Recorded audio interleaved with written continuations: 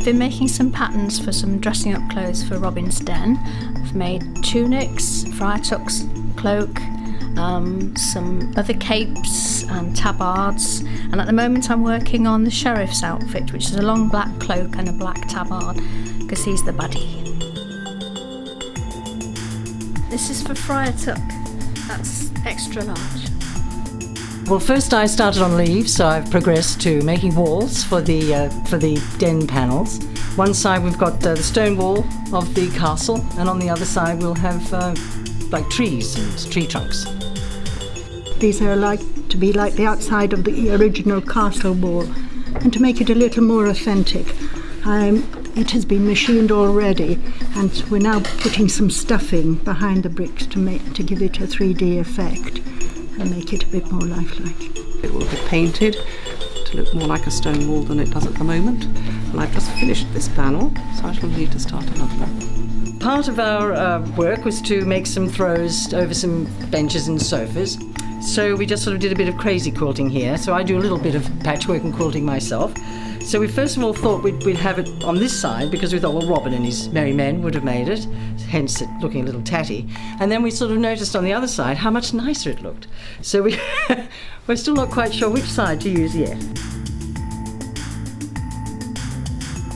At the moment I'm making the belts for some of the outlaws dressing up tunics, and I've been stitching up the tunics and some of the hoods as well.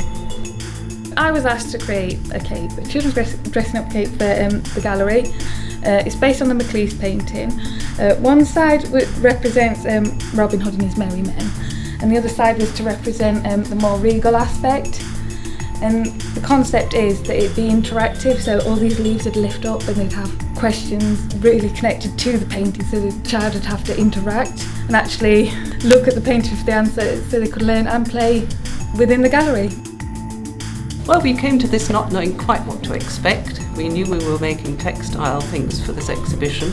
Some of us tore up miles of leaves to make the ceiling, which in fact is very effective. We made foxgloves, which are in the little children's area over there, and curtains behind it, which Adrian printed off little butterflies for. You did the knitting up of the balaclavas, yes.